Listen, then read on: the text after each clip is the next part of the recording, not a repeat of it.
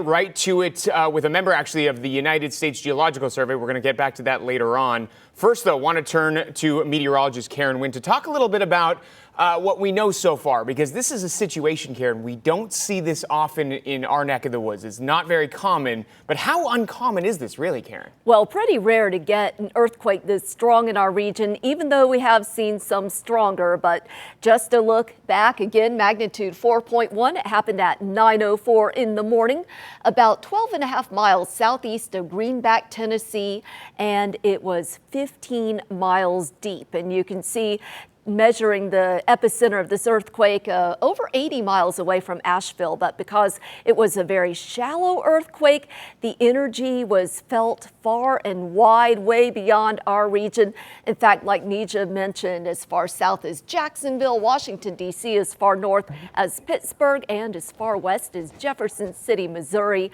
4.1 on the Richter scale, so technically it's considered a light earthquake, but noticeable shaking. There are about 10,000 of these per year, and about the energy equivalent of 33,000 pounds of explosives. And by the way, the strongest earthquake on record, a 9.5, that happened in Chile back in 1960. You can see the East Tennessee seismic zone that we're in goes way beyond eastern Tennessee, includes a good portion of the Virginias, all the way back down into Alabama, in fact, to the southwest of Birmingham. And as far as the strongest quakes on record, of course, Charleston had one in our region back in 1886. And that was a 7.3 magnitude. Sparta in 2020, 5.1, and the strongest in Asheville, 1916, and that was a 5.5. We could see some aftershocks in the coming days over the next week.